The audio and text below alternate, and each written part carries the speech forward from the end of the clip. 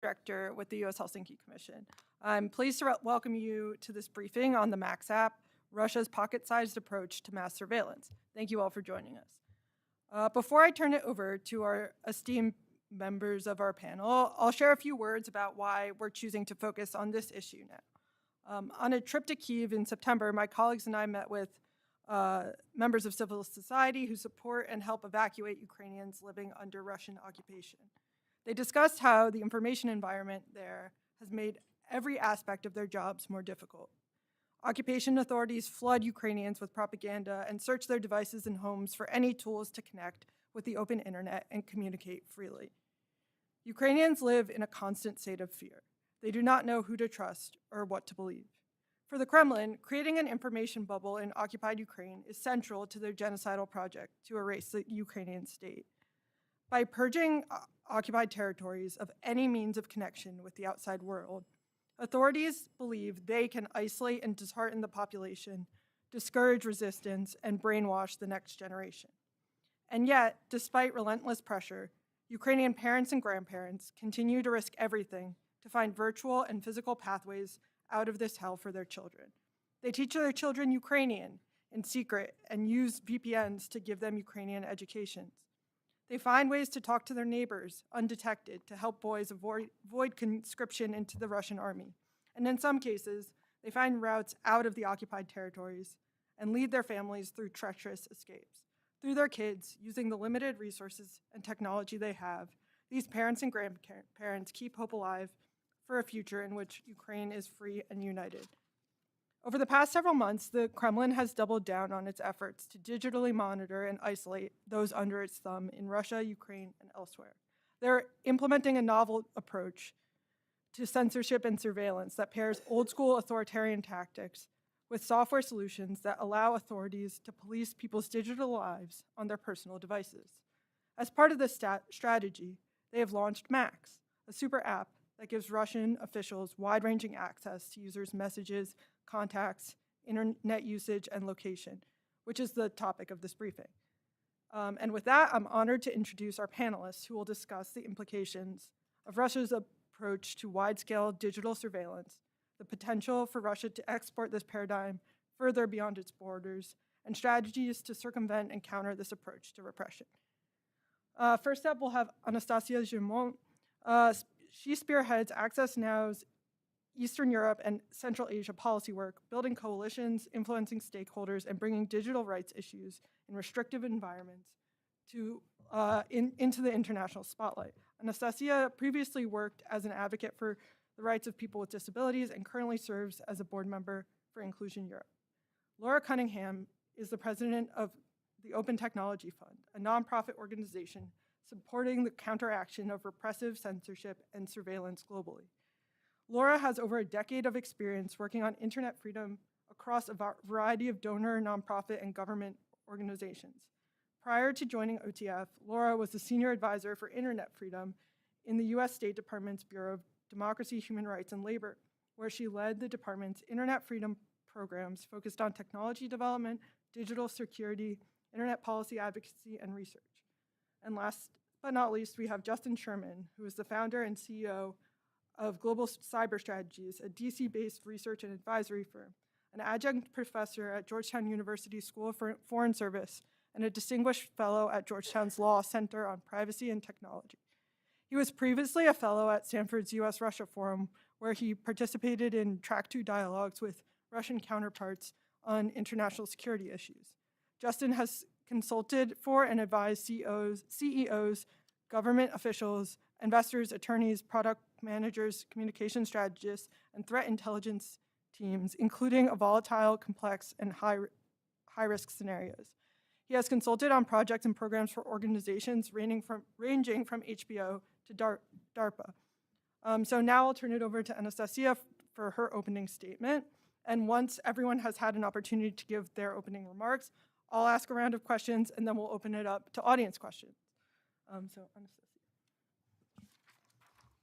First of all, thank you so much for the opportunity to appear before you today. And of course, it's an honor for me to address the issue of accelerating crisis of digital censorship and surveillance in the Russian Federation, including the growing role of Max Messenger, a state-controlled tool that exposes users to state surveillance, undermines their privacy, exposes them to state propaganda, and further limits their access to independent information.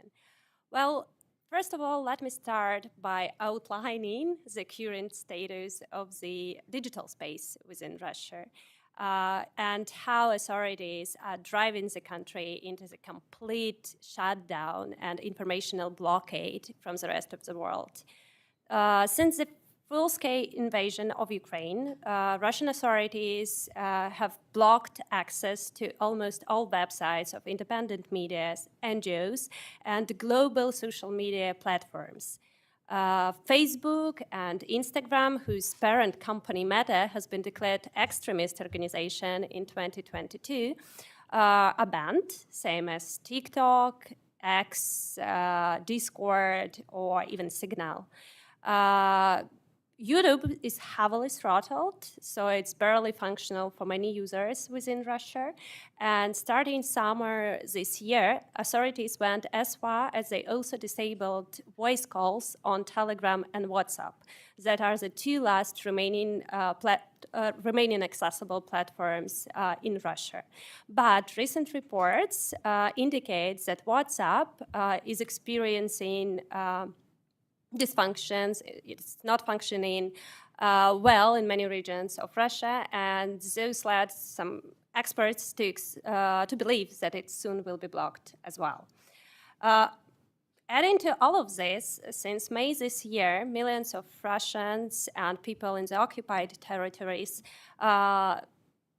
have been experiencing mobile internet shutdowns. What started as a sporadic outages now has escalated to frequent, in some regions even daily, disruptions of mobile and cellular data services.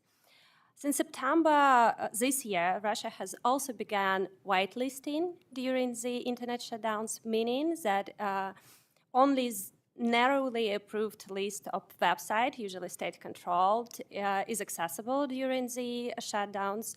Usually it includes such services as Yandex, state-controlled media outlets, and etc. It also has been done to promote Max Messenger, not only a messenger in itself, but a comprehensive surveillance tool, which now comes pre-installed on all the devices sold in Russia starting September 1st.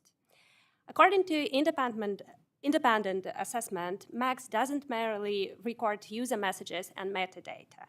It embeds deep tracking analytics and compile a wide digital dossier on the user, mixing personal identifiers like gender, age, your email, your phone number, with external account IDs linked to other social medias and usage data. Also, a precise geolocation tracking is built in. So if granted always-on location permission, Max can report your real-time movements. In repressive conditions, as you can imagine, that can expose attendance at political protests, political gatherings, or simply trace your mobility and all of your contacts. Another feature of Max is also the collection of your search history within the app, linked to your identity. And in the light of the recent legislation that target people who are knowingly searching for extremist material, including materials by independent media, the app can potentially expose such users to heavy fines or even tougher penalties. The app is reportedly capable of more invasive operations, like secretly switching on your microphone, your camera, or even screen recording. And despite all of those risks, it's becoming more and more popular due to the combination of aggressive promotion by the authorities, but also the way essential services are funneled in a way through it. many our partners on the ground, same as parents and students, report that school group chat, for instance, often circulate official reminders that you need to install this app. But beyond schools, regional authorities in some areas went as far as tying access to critical public safety notifications, such as air raid alerts or emergency alert in the app. So, being said, since November 5th, Max app has also been launched in Belarus, Kazakhstan, Kyrgyzstan, Uzbekistan, Tajikistan, Armenia, Azerbaijan. At the same time, it's very difficult for users to still make resistance and escape such type of control because of the ongoing crackdown on the circumvention tools and privacy tools such as VPNs. In the recent years, Roskomnadzor, the censorship body in Russia, has pressured major big tech companies to remove VPNs from the App Store in Russia. Unfortunately, Apple, for instance, succumbed to this censorship request, and as a result, more than 100 VPNs are right now unavailable in App Store in Russia. Just let me underline that without VPN and other secure tools, people in Russia and in the occupied territories are deprived of ways to securely access independent information, to communicate privately, or to evade digital surveillance. And this is why we as Access Now, but as civil society as a whole, we call on the governments to condemn the use of mandatory or state-controlled and preferred apps that collect invasive privacy data under the guise of national sovereignty, support civil society and digital rights group in exposing such invasive practices, but also providing resilience tools and digital security tools for the users in order to increase their safety, and to recognize that shutting down or re-engineering the whole internet to serve state propaganda and surveillance is tantamount to curtailing freedom, dissent, and democracy. But we also call on big tech companies and Apple not to concede to Russian government's attempts and efforts to suppress freedom of expression, and to instead restore all the blocked and deplatformed VPNs in the App Store in Russia. Thank you, and I would love to answer any questions that you might have. Thank you so much. Yeah, Laura, go ahead. Wonderful. Thanks again for having us today Alana. I'm really excited to talk about such an important issue. So I think just kind of taking off of what Anastasia started with, I think Max really does represent a significant evolution in the Kremlin's approach to information controls, and obviously has hugely concerning implications for freedom of expression, access to information, privacy, and security for Russian citizens. However, in this context, I think it's really important to remember that Max in and of itself should not be our primary concern, but rather the aggressive model of internet control that the implementation of Max predicts is the true challenge that we're confronted with today. So as Anastasia explained, since the full-scale invasion of Ukraine, the Russian government has demonstrated both the will and the technical capacity to implement a sophisticated model of total internet control. We refer to this in the Chinese context as the locknet. The Russian government has not only brought a largely decentralized infrastructure to heel, but also instituted a centralized censorship regime and made significant strides towards even more totalitizing solutions, including the much-discussed RUNET, and more recently and potentially more concerning, a Chinese-style locknet supported in part by the implementation of Max. By capturing their citizens on a single app, the Kremlin, as Anastasia said, can leverage back-end control to far more effectively censor and surveil their citizens, which serves to not only teach but reinforce self-censorship among citizens themselves. Simultaneously, the app provides all the information and services a citizen is supposed to need in Russia, thereby prescribing the bounds of what should and should not be permissible within the country. When that's combined with significant impediments to accessing the global internet or non-state platforms such as censorship, meta-censorship, legal consequences, and offline consequences that we know are common in Russia, the stage is really set for near complete information control. And if this model of control is successfully implemented over a long enough period of time, it's likely, and we've seen this happen in China, to fundamentally re-engineer how Russian citizens think about, search for, and engage with independent media over the long term. I think, kind of to put it most simply, I think the Kremlin really hopes to force their people to choose between convenience and ease of a super app over freedom. And over freedom until they no longer have any meaningful conception of what the global internet looks like outside of this walled garden that's been created by the state. So in this context, I think it's really important that we not confuse tactics with a longer-term strategy. Our goal should not be to compete with Russia tool for tool. I don't think that we should respond to Max with the anti-Max app, but rather to provide a compelling alternative environment where Russian citizens can continue to actively connect to the global internet and engage with a diversity of technologies and information. In this formulation, success is not about eliminating Max entirely, but more importantly, rendering it just irrelevant to the Kremlin's information control goals. And I think, honestly, in these terms and in this moment, the US government has an upper hand. We are still able to offer Russian citizens access to the entire global internet, something that they clearly remember and desire. And that is far more compelling than a single app is going to be. I think we need to work to honor and channel the desire that Russian citizens have to access tools and techniques to easily reach the global internet, and to help them to avoid the ever-increasing state-imposed friction and choke points designed by the Kremlin to discourage their access.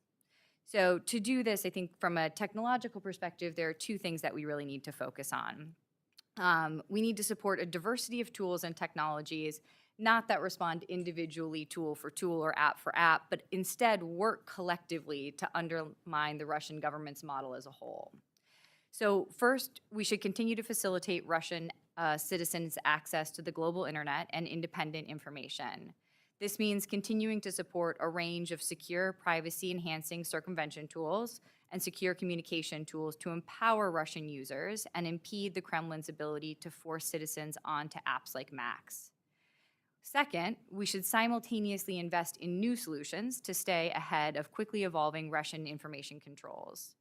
In preparation for the next generation of Russian information controls, we should invest now in forward-looking internet freedom solutions, such as advanced circumvention techniques, novel security and privacy-enhancing technologies, and innovative shutdown mitigation tools that are becoming ever more critical in this environment, as Anastasia pointed out. I think the speed and scale with which the Russian government has prioritized and is investing in information controls only raises the stakes for the US to support internet freedom and free expression in Russia. Currently, the population of Russia still remembers how to access independent information and connect to the wider world. But like I said earlier, as we have seen in China, they risk losing this muscle memory the longer the Russian government's censorship remains unchecked. Thanks so much, Laura. And yeah, Justin, go ahead. All right. Thank you. Thank you to the Commission as well for the chance to talk about an issue that, as my fellow panelists have said, is not just critical for human rights in Russia and Ukraine and the region, but also for U.S. and Western security as well. So hopefully this will dovetail well with what we've just heard. So to step back for a second, over the past several decades, but especially the last 10 to 15 years, the Russian government has built out an extensive domestic surveillance apparatus. It spans phone and internet monitoring, mobile device surveillance capabilities, cyber actors that can break into devices and networks, facial recognition systems, biometric surveillance databases, censorship and web blocking, and among others, outright coercion. It is, as Julia Nassetti has put it, a dictatorship of law approach to internet policy, fused, I'd add, with sophisticated state intelligence capabilities and what Masha Gessen has rightfully called the economy of terror approach to information control. The Max app, developed by VK, is therefore part of this broader surveillance ecosystem. the mixed origins of where this comes from, as we all know, we had Soviet security apparatuses that were migrated to their post-USSR collapse forms, keeping many of the same technology surveillance capabilities. You had law enforcement systems that were set up in the 1990s that were then converted into what we now see as the form of modern internet monitoring in Russia, all the way to the paranoia and distrust of the internet awakening of the Kremlin, I call it sometimes, across 2008 Russo-Georgian War, the 2010s Arab Spring, the 2013 Snowden leaks, coming to view the internet as not just a threat to regime security, but as a tool of the United States government, which of course many here would find fanciful, but a tool of the United States government to project power. All to say, the Putin regime today views the internet both as a threat to regime security and a weapon to wield against Russia's enemies, and the Max app is a direct follow-on of this worldview. So as we heard, Max is built by Russian tech company VK. As of September 1st, it is required to be installed on every new phone sold in Russia, implemented through coercive and legal pressure both on phone-selling companies as well as individuals that will use those devices. Max enables users to do all of the things we heard, messaging and much more, but the Kremlin's vision is much more expansive, talking about replacing physical documentation, enabling people to verify their identities entirely through the app, both for business and government purposes. Replacing, as we heard, state alerts, forms of communication, other document sharing systems that currently exist on state servers or in less centralized fora. At the same time, as we heard, as the Kremlin has required Max's installation on devices in Russia, it has also blocked alternatives, again, something we've seen time and time again as a means of pushing people onto a particular platform. I will also add that VK, much like Kaspersky and other Russian tech companies, may have had the opportunity 25 years ago to exist fairly independently from the Kremlin. That is obviously not the case today, and these companies have long ago more than willingly bent the knee to the Putin regime. When past Russian domestic tech or digital surveillance efforts have failed in recent years, it's typically fallen victim to at least one of three factors. A, terribly built dysfunctional technology. B, a lack of political will meshed with bureaucratic incompetence. Or C, both. And we'll put corruption under the incompetence umbrella, right? So, but the problem here, at least from my vantage point, is Max may be poised to avoid all three of these stumbling blocks. You have a product from a fairly successful consumer-facing technology company.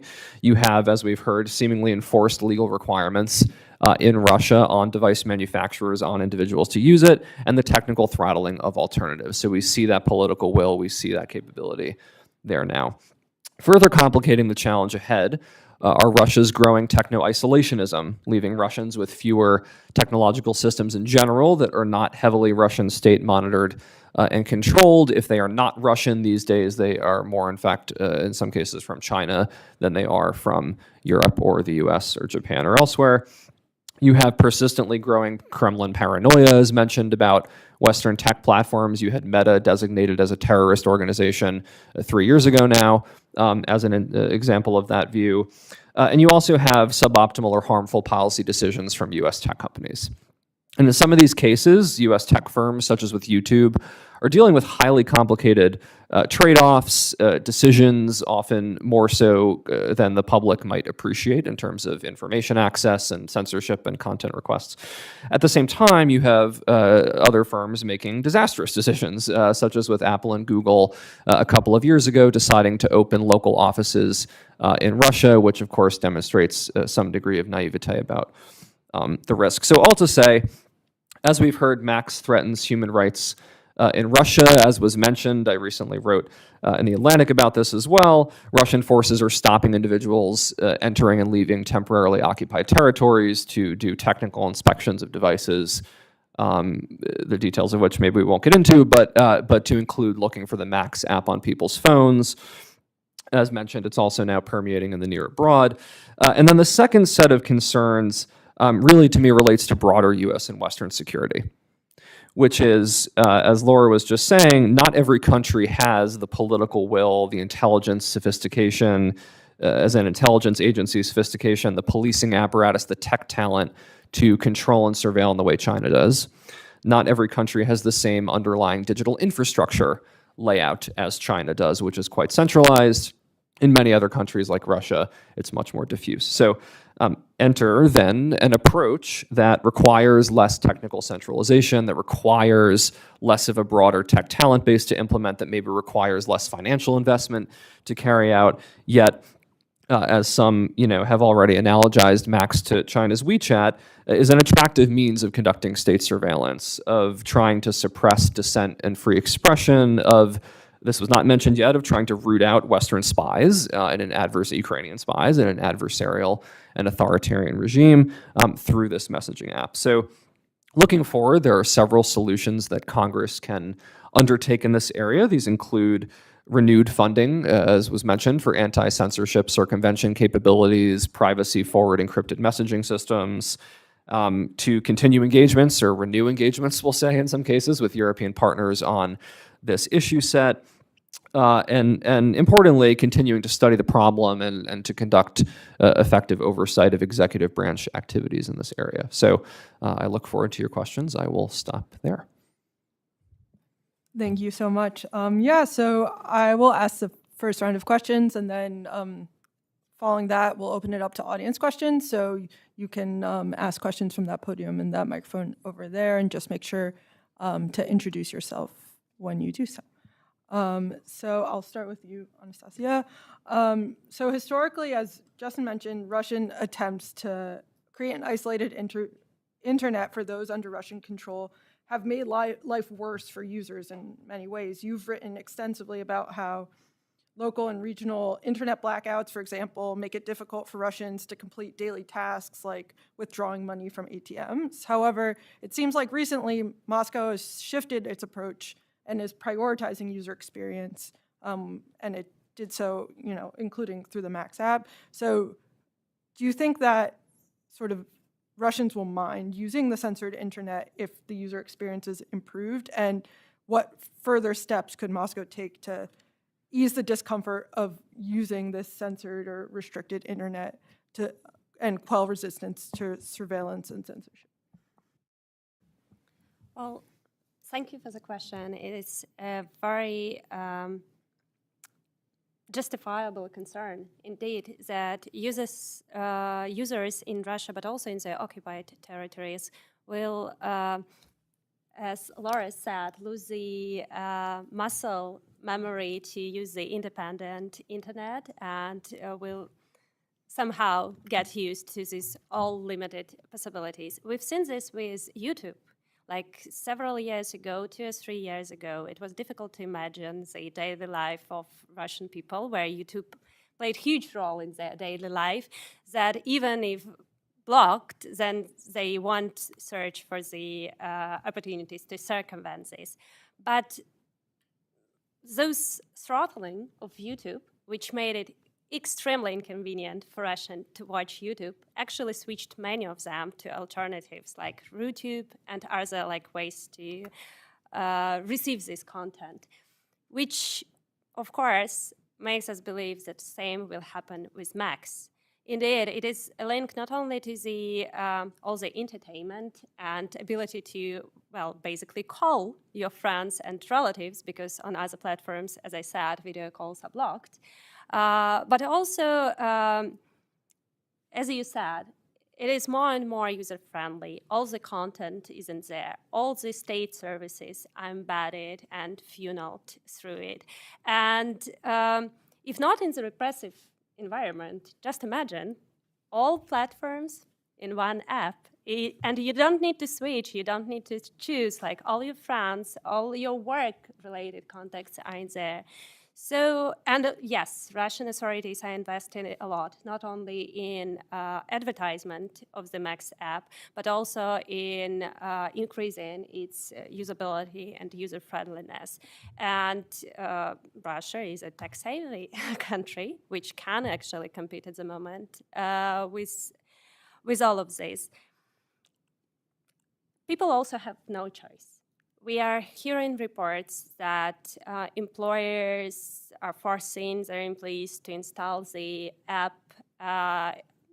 You are somehow banned from the community in those parent or student group chats if you are not using it. You're simply receiving no reports, no updates. So it's very difficult not to use it.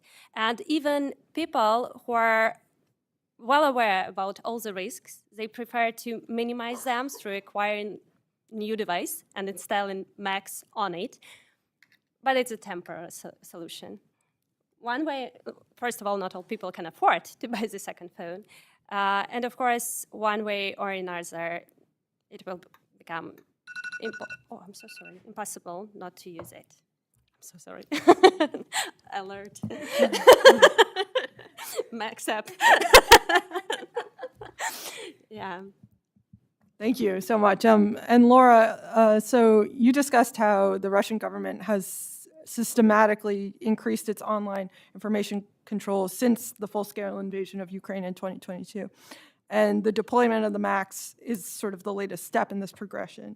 So what do you think this progression tells us about the Kremlin's longer-term strategy for internet control, both in Russia and in the occupied territories of Ukraine? And what do you think is next?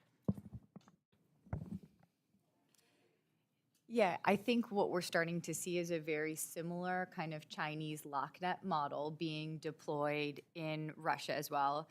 Obviously, given the differences between kind of the starting point of Russia's infrastructure and China's infrastructure, kind of that path is going to look very different. But I think ultimately the goal that the Russian government is pushing towards right now looks very similar to where China is headed as well. And what that is to say is creating, rather than, I think, for a long time, many people thought of, in China, they had a great firewall and kind of censorship happened at the border, and that was kind of the only impediment to access to the global internet. And what we've seen in China instead is creating these kind of concentric circles of control, making it more difficult basically at every step for a user to access the global internet. So starting with, we see in China kind of WeChat being this walled garden, providing all the information you could possibly want, being in fact very content rich, a place that people aren't necessarily dying to escape. So you start with this kind of platform substitution that really captures the audience, then adding layers of meta censorship, making it impossible to even kind of search for or know about circumvention. Even if you wanted to get beyond WeChat, like what would be the process for that and how, and then seeing VPNs themselves blocked and disabled, so that by the time, even to get to the Great Firewall, you've had to go through so many barriers and steps of unknown information that is difficult to ascertain even to get there. And what that does, I think, is two things. One, it obviously disincentivizes many users from seeking out, knowing about, frankly, and then going above and beyond to seek out that information. But to the kind of muscle memory point, you have a whole generation in China that has started to forget what the global internet looks like. They are no longer compelled by that desire to connect with the international community, to connect with the global internet. And so I think why Max feels like such an inflection point for us in the Russian model is because it is starting to create those layers of control and starting to create a situation where you might actively capture a population on a single app or platform and start to wither that muscle memory of the global internet, which is why I think it's especially critical we're having this conversation right now and we're trying to engage in this topic in this moment, because you still do have, the majority of the Russian citizenry who remembers the global internet, who still remembers YouTube, who still is eager to access this type of information. And I think we will start to see that go away unless we are really actively engaged quickly in the short term to make sure those connections remain open. Yeah, thank you. And before I open it up, just one more question for Justin. So as you mentioned, in recent years, Russian authorities have cracked down on tech developers and other companies that demonstrate any reticence to comply with state orders or try to assert independence. It seems like relatively unlikely that any company like VK would resist government efforts to use and abuse user data collected by Max. What about American and international companies operating in Russia? Are there ways we can reasonably expect them to resist or refuse to comply with orders and laws that infringe on people's freedoms and violate their privacy? Yeah, it's a good. I was going to say if it's the VK one, that's a short answer, it's a good question. So we've seen. It's been interesting to see, and I worked on some of these issues as this was unfolding. But companies that completely immediately left Russia in 2022, that I think did it for good reasons and in a good way. Companies that left for good reasons but did it very poorly, such as I won't name, although folks will know who I'm referring to, but certain telecom companies that left immediately, and then immediately the state seized control of the telecommunications fibers and other things that they left there, which was not good. And then we have this complicated category, I think, like we're talking about, where a company like Google or Apple does not maintain anymore, even though they did, and it was used to coerce. They don't maintain a local office anymore in Russia, but there's still product presence. There's still questions of, even if, let's say, Apple is not opening up a new store in St. Petersburg next week to sell the new iPhone, are they still providing security updates to the many, many people in Russia who own existing Apple products, right? So there's all to say there's all kinds of complex touch points that I think are underappreciated when we just look at headlines that say this many number of companies left Russia, or this company doesn't operate in the country. And as we're all talking about, it's a lot more complicated. So in terms of levers, I would say app stores removing VPN tools in particular countries is especially problematic, and even more so, I think, in the app, at least based on what we can see publicly, what might appear to be the absence of real robust corporate policy around when to do that. I'm not saying you should never do that. There have been bad actors known to create VPN apps that are malware. So, I'm not saying you should never take down a VPN per se, but at the whim of the Kremlin without a robust policy is not exactly a good framework. So that would be the first thing. The second, I think, as we're talking about, is Russia's making a push towards a much more autarkic, maybe is the right word, technology ecosystem. In some areas, that's failing miserably. Microelectronics, as we all know, has been one area for years. Russia has basically no manufacturing capacity. All the stuff's either still stolen from the US and Japan, Netherlands, or it comes from China now. But software, as Laura was just saying, is an area where Russia is making a lot of progress. And so that's another space where we need to think about US companies that touch those firms. For example, if VK's Max app spreads throughout parts of Europe, what are US companies and other companies' positions on working with it, interoperability? So you get into all these questions that, unsurprisingly, but I don't think a lot of companies have thought through and will ultimately have serious impacts on the very issues that we're talking about today. Great. Thank you so much. If anyone has any questions, sure, yeah, please. Francois will help with the mic. Thank you very much. Ray Celeste with Congressman Dr. Murphy. So I wrote a question that was very similar to the one that was just asked, but I think it bears to be asked again. And so this is what I wrote. Are the tech giants such as Meta, Apple, Alphabet, and others doing all they can do to combat these shutdowns done under the order of the Russian government? Or are they just hanging back due to fears the Russian government will find ways to hurt their bottom line in other places around the world? And, I don't know what the Congress can do. I know this administration, maybe they could do more in this area. What that is, I don't know. Maybe you all can talk about that. But I don't know if throwing more dollars at it. I mean, we already, throw lots of dollars. I mean, these companies have huge contracts. I remember at one time, I'm old enough to remember the BlackBerry. Well, now everybody in the Pentagon carries what? An iPhone. Who are these trillion-dollar companies? They're all these Meta and Google, and unfortunately, they are making. I don't know if they have a moral compass in that they're making tons of money. These big, giant centers that they're building all across the United States, that the administration has brought back all this money, and yet I think they're getting it in both ways. And I hate to say this, they don't care if they get money from democracies or China or these, these dictatorships. They just like money. Thank you. That's a pretty complicated question. Happy to start. I think it's a really good point. Sam Bresnick and some others at CSET have written papers on this about, I'll just say, the number of these companies that have pulled out of the Russian market, or as I said, left Russia in some way and signaled a lot about that.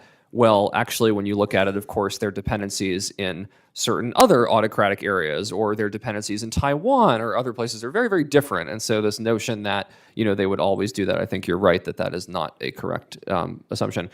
I would say that can the companies do more to help circumvent? Absolutely. I'll kick that to some of the experts here, but the answer is yes, right? We've had cases before where companies have, for example, leaned pretty far forward on domain fronting and other ways of getting around censorship mechanisms and then backed off because of pressure from that government. Again, we probably know one of the examples I'm talking about, but so that's an example where if the company really wanted to do more there, they could. What are the pressure points? In Russia's case, it's going to be less market, small market to begin with. How many users do they have there? If we're thinking broad spectrum, if the Kremlin really was mad about that, obviously there's lots of other ways, including hacking and other kinds of things that you could do to apply pressure to a U.S. tech company. But again, I think the point stands that, back to your question of incentives, how do we ensure that if they have the capability to lean further forward on censorship circumvention, which technically they absolutely do, and in corporate policy they absolutely do, what are those incentives, I think is the right question to ask. I'll let my fellow panelists weigh in. Yeah, I'll maybe add a little bit more fuel to that fire even. So to take a step back here on OTF. So OTF is a U.S. government-funded nonprofit. We receive our resources from Congress. The majority of our resources go to support VPNs that are used by tens of millions of people in authoritarian contexts to access the global internet around authoritarian censorship. Those exact VPNs that are funded by U.S. government dollars have been taken out of the Apple Store, the Apple App Store in China, out of the Apple App Store in Russia. So I think to Justin's point, certainly the answer shouldn't be never take a VPN out of an app store. But when there are apps actively being funded by the U.S. government to advance human rights in authoritarian contexts, to support our foreign policy and our national security, to see American companies removing them from those app stores and making it difficult, if not impossible, for those exact users that we are attempting to support to actually access those technologies, I mean, we're just working against ourselves. But also to Justin's point, I mean, it seems like the bare minimum should be allowing those applications to be available to the beneficiaries who need them, to the beneficiaries that those resources are being provided for. But certainly there are ways to go beyond that in terms of technical support, in terms of public-private collaborations that could help bring down the per-user cost of VPNs. There's a lot of work that could be done proactively once we get over the hurdle of actually being prevented from doing that work and providing those services. Well, just adding my 2 cents to all of this. Well, of course, we do understand the pressure that big tech companies might receive from Russia. It includes not only economic pressure, but sometimes like physical safety of their either former staff or present staff in the country. But it doesn't mean that there are no way outs. Let's see, like Google received the very same censorship request to delete all the VPNs, yet they didn't follow. Now they are facing this hilariously big fine in Russia. I don't even know how to pronounce this number in English. It doesn't mean that I know how to pronounce it in Russian, because it's like just a joke. But they didn't, and as a matter of fact, they're very transparent what requests they're receiving. They're making this public, so at least Apple might follow the steps of their peers. But also, like, this is a slippery slope. Like first VPNs, but what if later on Russia will ask Apple and Google to delete all the apps of independent media? Later on, it will follow to further requests. So context is very much important, and human rights assessment within the context is very much important as well. And of course, Apple and big tech need to support civil society and digital resilience. They need to invest their resources into the progress of circumvention tools and finding new creative solutions. This is how they can compensate for some wrongdoings in a way. But also pulling out completely of the market is not the solution also. Like stop providing updates to their own devices will be the end of the security of users in Russia. Because what gives us a little hope that at least security features within iPhones will somehow cope with the ability of Macs to gather information from other apps on your devices. Probably in future, with no support, it won't be the case anymore. Thank you. Yeah, Jordan, or yeah, go ahead.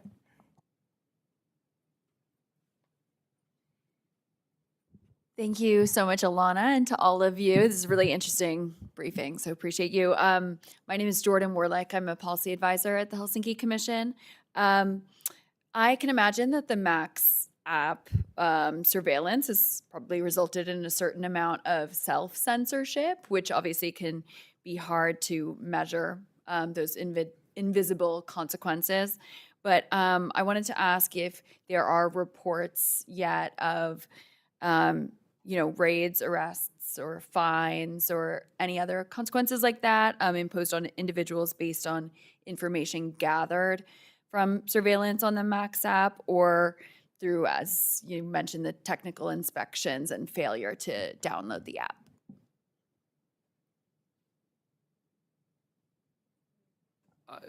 Yeah, I mean, you mentioned this, Alana. There was some conversation around the inspections in the occupied territories in Ukraine. I'll let Alana weigh in too. We were talking about this. Like, I at least was not able to discern a particular case yet where someone was arrested. I heard there were rumors of different kinds of consequences, but certainly the stops are happening.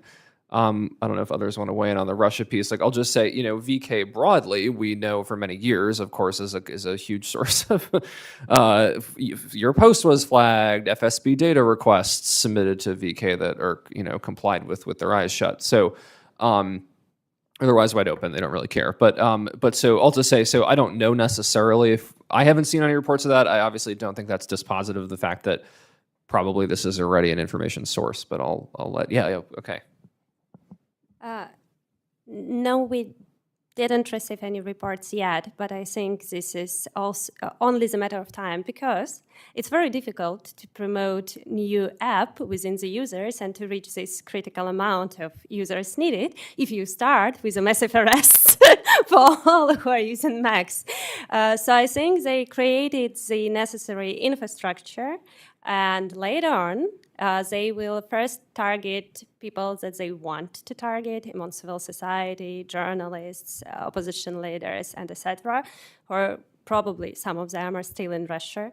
And I doubt that it will reach out massive scale, because even with this new law who target people for searching extremist materials, of course, at the moment, many people are still using Instagram. So if you start arresting all Instagram divas in Russia, it will be a bad start. But yeah, the point is that they can target anybody at certain point. So yeah, I will stop there. Okay, good. Yeah, Max, go ahead.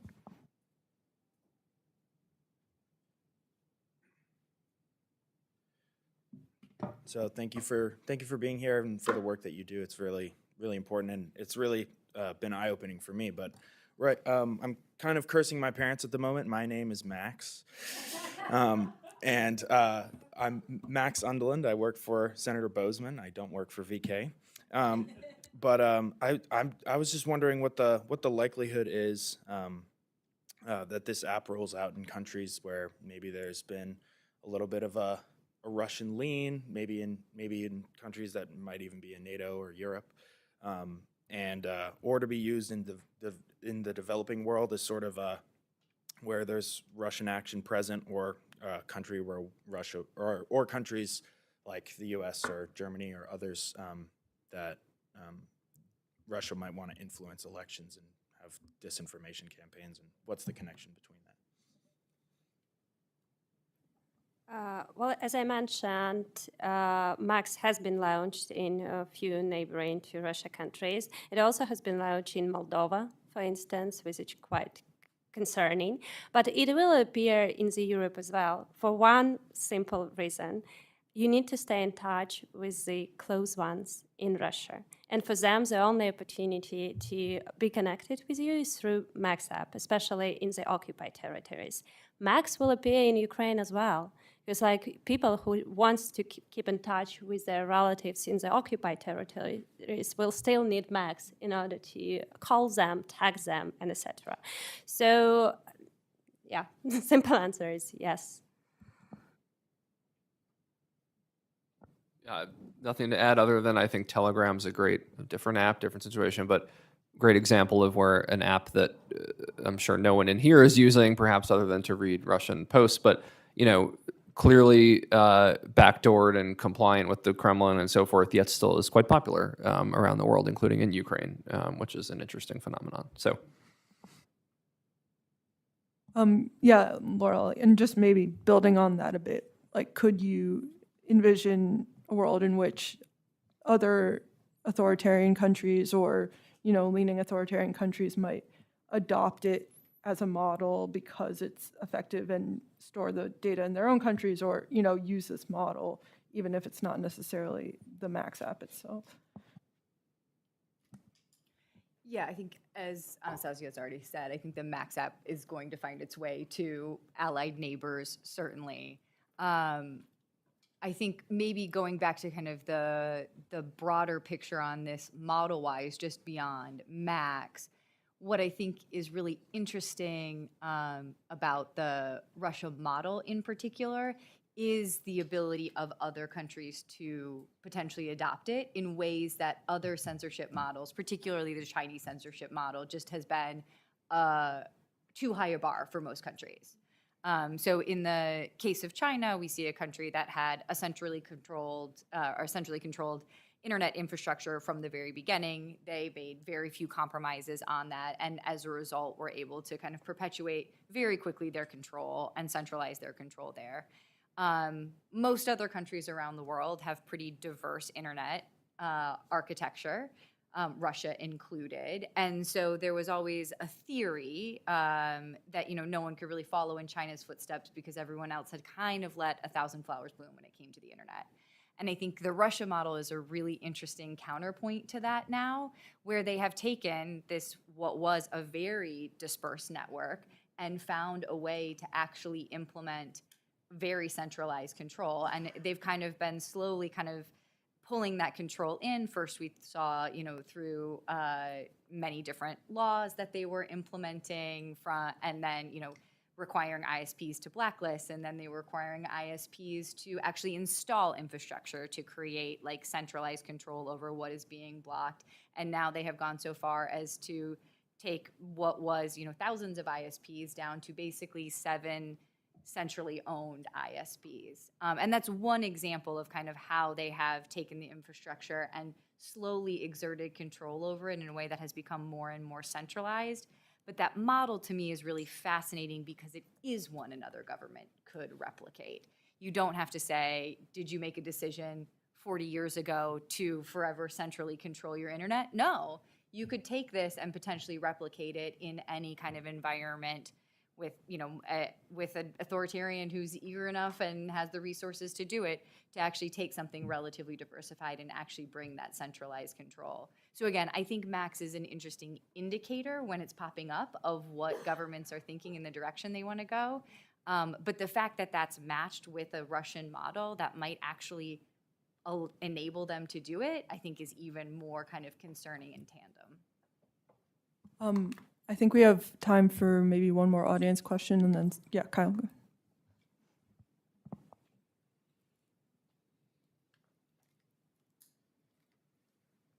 Thank you. Kyle Parker, Helsinki Commission. Laura, I just wanted to clarify, you had mentioned something about Russians losing muscle memory and kind of experience with the open internet. Is that, by that do you mean, is it a loss of technical savvy or tradecraft, or is it more a loss of interest, initiative, motivation, even hope? So that's, I guess, first question. Second question, for anyone or whoever knows this best, how does the framework and practice of engaging with, so by that I suppose potentially some legislative framework, regulations, also habit and practice, enforcement, differ between Russia, Belarus, occupied territories? And lastly, maybe I missed this at the outset, but when we were talking about complicity of Western companies, US-based companies, if Congress were to contemplate something like a Foreign Corrupt Practices Act for tech, right? Something that, in a sense, might liberate them from saying, look, whether we want to do it or not, we have to do it, and we all have to do it. So certainly there would be the moral dimension of that and complicity that could help uncomplicate. Are there enough alternatives out there that its practical effect might just mean a loss of market share for our own tech companies? Thanks. I'm happy to start with the first question on muscle memory and then go to others. So on the question of muscle memory, is that kind of for getting, being less tech savvy, or is it kind of giving up on kind of the memory of the global internet, or I think hope even, as you said? I think it's both, but I think the second bit of that is what's even more troubling. So I'm using a lot of China analogies today, but I'll do one more on this. There was a really interesting study that Stanford University did with Chinese university students a couple years ago. They gave about 1,000 university students VPNs. Half of them, they gave a VPN, said, go do with it what you will. The other half, they gave a VPN and a specific assignment, go research XYZ. And what they found was that the students who were given a VPN and given a specific assignment knew how to use the VPN, went and got the information, came back. The students who were given a VPN and free range, most of them didn't use the VPN. Most of them didn't know even what they would go search for given that kind of freedom. And I think that is the really concerning bit, is that they've forgotten even the potential of what the global internet is, the potential of what independent information might look like. They don't even have that incentive to, when given the opportunity, search something out or know what to look for. And so that's the kind of muscle memory that I think is most detrimental to be lost in that process. I think certainly there's a tech element to it, but maintaining that connection, especially with Russian users right now to the global internet, to independent information, I think that's the most critical bet. Tech you can kind of always solve for. Trying to have people understand what the outside world looks like and continue to be incentivized for that, that's a lot harder to rebuild.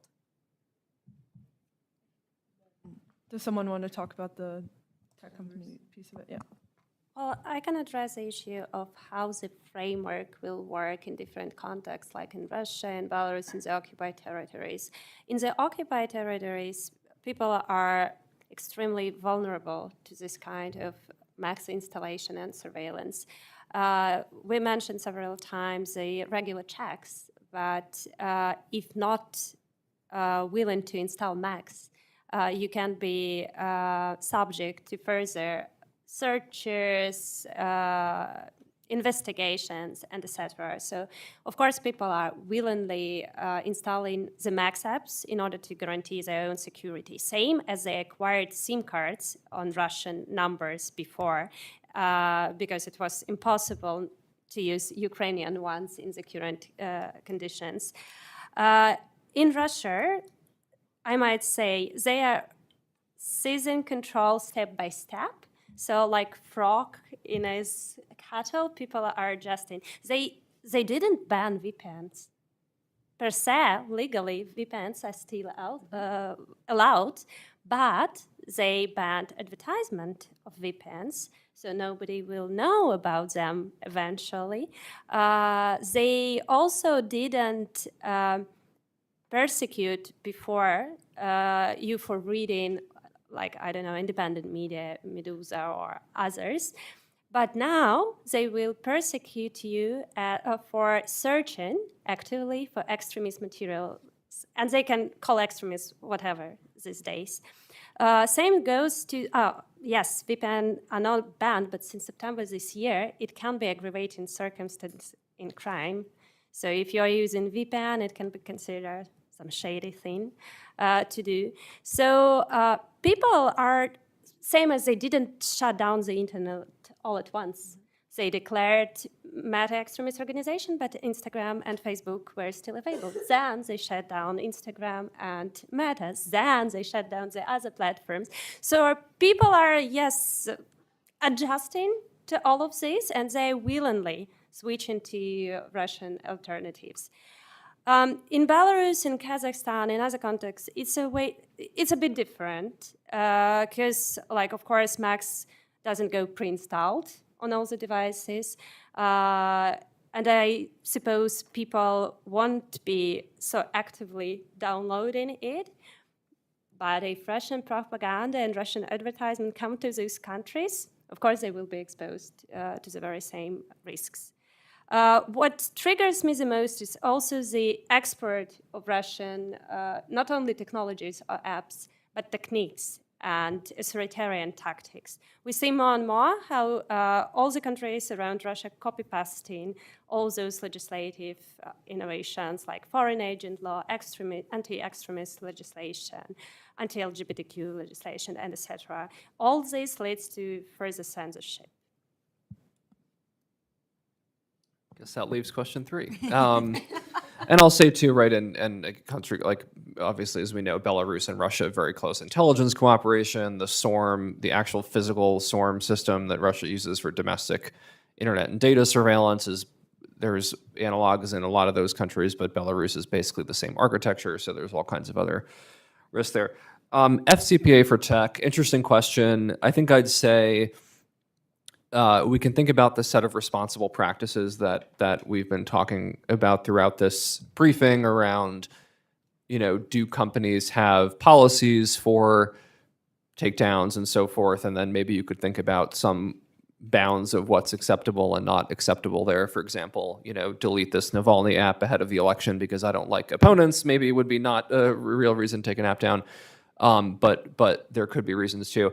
I think the same thing with, which we haven't talked much about, it's a bit outside the remit of the Max app, I guess, if you own the app, a little bit different, but data access requests as well are very complicated. And obviously, in pretty much any country on earth, there would be data access requests from law enforcement or even from intelligence agencies that whether every single person in this room would agree or not, I think generally the US government would agree with, right? Child sexual abuse material enforcement or other things that are criminalized rightfully in most countries, for example. So it's not to say that all data access requests should really be put through some absurd ringer or just denied on their face. But again, I think that's another category where some tech companies have done this, I think, in a thoughtful way over time of saying, we operate in countries that have very strong rule of law. We operate in countries that have very weak rule of law. And so we're not going to equate those two. There are others that don't really draw those lines. And I think that's another place where we can enter into, regimes sort of throwing around the market pressure as a reason to coerce compliance with outright, dictatorial demands. Yeah, thank you so much. And I want to wrap up in just a minute. But before we wrap up, I think, it's obvious to many of us sitting in this room and certainly at this table why we care about this, and the human costs of it are obviously, enormous. But I was hoping that someone could touch on why it should be in our interests as Americans and our strategic interests as the United States and the West to promote access to the open internet in Russia and around the world, as we've been talking about.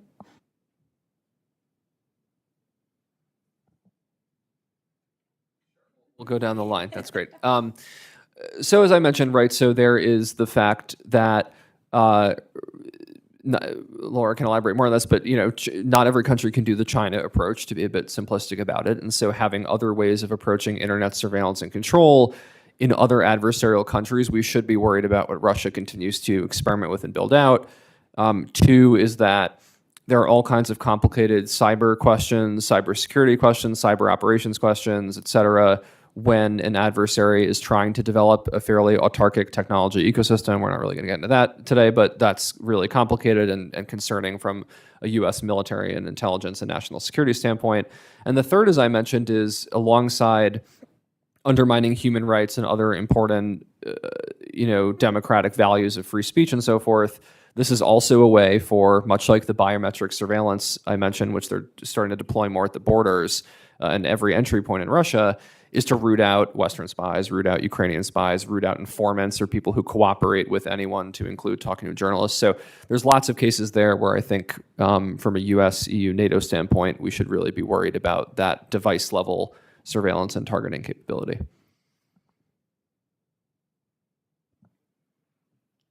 I'll reiterate one and then add one more. I think the reason that most of us are here today, first and foremost, is just the human rights concern. And our goal really to be able to empower Russian citizens in particular to be able to exercise their human rights online. And so I think that's first and foremost. I also think that there are, just as Justin said, real national security concerns that go along with this. A government that is able to kind of fully co-opt their domestic population is going to be in a situation where their citizens are less likely to keep that government in check. It's going to perpetuate authoritarian power. It is going to embolden autocrats if they are able to maintain that type of almost universal control over their populations. So I think in addition to the very concerning human rights impact on those citizens, the free reign that it gives an authoritarian government to have that level of control should be something that is very concerning. Well, it's very difficult to add on top of that, but maybe just to summarize, if we don't export human rights, access to free information, or creative tech solutions, freedom of expression, then autocrats will export their vision, how the world should work, and they will export those max messages, their restrictive legislation, and yeah, they will seize the room. Thank you. Thank you all so much for being here, and to our panelists and to our audience. And tune in. We'll have another briefing next week on European and Ukrainian defense supply chain procurement innovation. So hope to see you all soon. And thanks again to everybody for being here.